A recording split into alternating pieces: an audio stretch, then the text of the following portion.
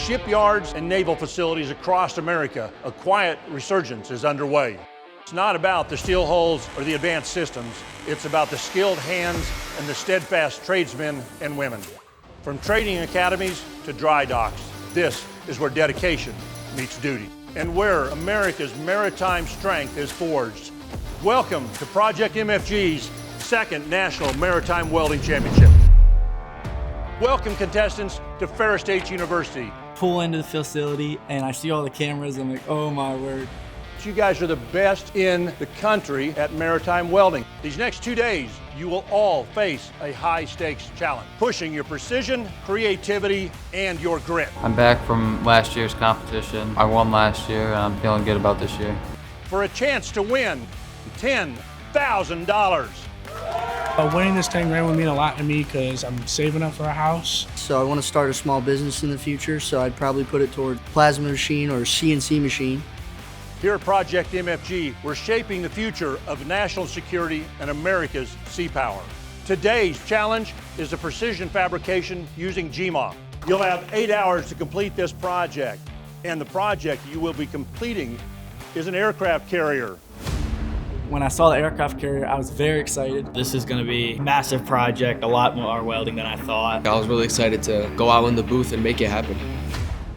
The aircraft carrier is an interesting project. It's only one process, gas metal arc welding. There's a lot of components that have to be fit upright, they have to be located in the right spot, and they have to be in the right orientation. Many different welding procedures on this. Overhead, there's flat, there's horizontal, there's vertical, there's welding on thin material, there's welding on thicker material. We're not grading on if you make a mistake, we're grading on how you correct your mistake. Follow the details of the drawings and make sure that we get what we're looking for.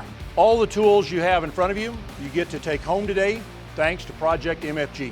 Having all those tools, that's awesome. I was freaking out. I'm like, yeah, that's sick. I need some of that. Being a part of this competition with the tools and possible $10,000 will definitely help me achieve my goals of trying to build my own business. We appreciate everybody coming out to our facility. Here at Ferris State University, we like to promote the trades and get students excited about their future careers. Competitions like this really make that happen. Enjoy the day, enjoy the competition. Everyone grab your bags, let's go down to the welding lab. Walking into Ferris State's welding lab was incredible. I couldn't wrap my mind around having more than a small little lab to work in. Thought it was very nice, very clean. You don't see many places like that.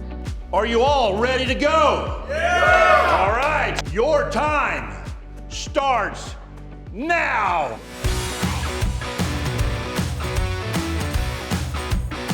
Learning a skill like this gives these kids the opportunities that they may not have. There's students that work better with their hands and are able to construct things, which then push our economy and what we can do as a nation, and we need those people in order to continue to advance and stay ahead of the curve. Welding can be a great future, and it can carry you a long way. They come from every corner of the country, diverse in their background, but united in their purpose.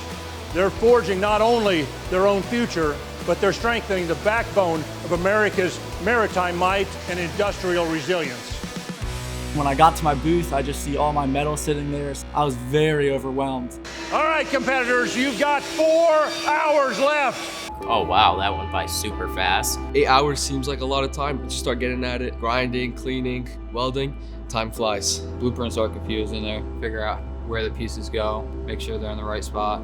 I can't see anyone else's thing. I don't know where I'm at. I thought I was way behind. Thinner metal, harder to work with because it got hot quick. I had to let it sit and cool for a little bit instead of just going welding the whole thing all at once. After, I want to say an hour in, but I really don't know, I started thinking to myself, am I going to have enough time to fully weld it off, finish up, do everything? So I started to rush a little bit.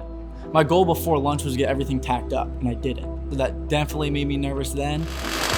After lunch and you could see where you are and where some other people were, it felt good to know that I knew I would finish and have some time left over. Proud of Logan qualifying and its accomplishment to be here and be able to build an aircraft carrier in an 8-hour window. She is a phenomenal student that puts forth 100% every day. Tell me a little bit about the weld procedure that they're going to use on this particular competition. Well, in this particular process, they're going to be using the gas metal arc welding process, the short circuiting mode of transfer. Okay. So there's going to be some vertical welds, some horizontal welds, and some vertical down welds and vertical up welds. So they have to make sure that they're following it. That's going to be the jobs of the judges. So if you get halfway through and you realize your part stacked up wrong, you have to make that decision whether you're going to run with the part not assembled correctly or tear it all back apart and start from the beginning. And that's when you only have 8 hours to complete this entire thing. We're also paying really close attention to fitment and then weld quality. Those are really what we're digging into and looking at here. All right, 30 minutes and we're done. 30 minutes, competitors. The tower was a lot of small pieces, and it took a lot of, attention to detail. That part was tricky. I realized I welded the tower on backwards, and then I had to check the time, make sure I was going to have time to cut it apart and weld it on the right way. As a welder, you're always going to face challenges, so you're going to have to adapt to problems. So when something goes wrong, you're going to have to cut it apart and fix it. Competitors, bring your projects to the judges. The competition is complete. All the competitors did a really good job, but these are the top 5. From those 5, we need to decide who's number 1. Only one competitor can take away the $10,000 prize. So tell me a little bit about, of these 5, which one you think should be the champion. Well, first of all, this part is beautifully welded. However, they missed a key detail on the underside here. They missed a graded weld, so that's going to greatly affect the grade of this particular project. It's really important to pay attention to the WPS because it specifically asked for these 2 welds to be a vertical uphill weave, and they did vertical uphill stringers, so that's a major point deduction. When you look at the remaining 3 we have here, you might think some of the welds are nicer than others, but ultimately this is a fabrication project. So not only do the welds need to be good, but they have dimensional tolerances they have for when things are tacked together, and that plays a huge role in ultimately where these 5 place. Projects were all done really well, but we're all in agreement. We're really comfortable with first, second, and third. Yeah, that's correct. Everybody's good. All right. So today we got to go and visit the USS Silversides Museum, and it was awesome to see, the history and shipbuilding and how advanced they were, even with minimal technology. Even on the submarine, you get to see some of the welding. It was pretty cool, actually. The welds on the submarine have to be perfect to be able to withstand the pressure of the water and to keep everybody inside safe. In person and seeing how they lived while they were underwater. See these bunks? These guys spend a good portion of their time right here in these bunks. This is their home. This is where they live. When you tell them thank you for your service, this is why you're doing that. With my father working on submarines, my family doesn't push me to be a welder, but I'd like to follow my dad's footsteps. Being a welder is a nice way to serve our Navy because you get to build the ship that Navy uses to go out there and keep us safe. My sister is actually on an aircraft carrier right now. Being able to build one, maybe dedicate it to the ship she's on. Pretty cool building these models, the aircraft carrier, the submarine that got us into this competition. It's super cool because one day I could be working on the real life side version of it.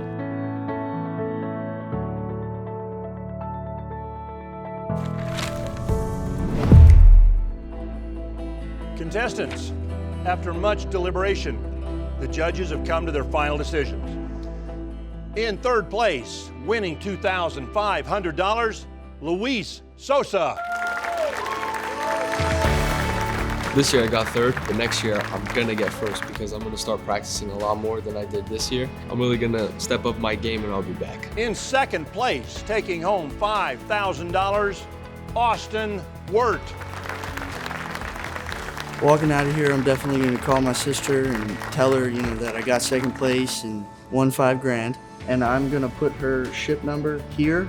I think she's going to like it. And finally, in first place and taking home $10,000, the 2025 Maritime Welding Champion is Spencer Johnson. Go back home and tell my baseball team I won another $10,000. They're probably gonna ask for a cut of money. So our winner today put his tower on backwards and realized it halfway through the competition. He corrected it and finished out and actually won.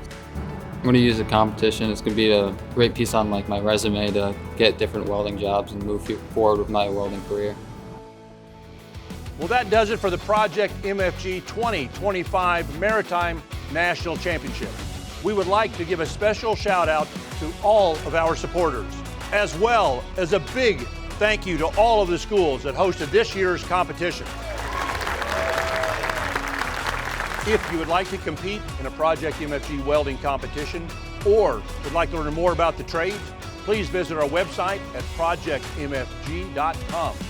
It's free to compete, and you can walk away with $10,000 on top of all of the skills you'll learn in the competition.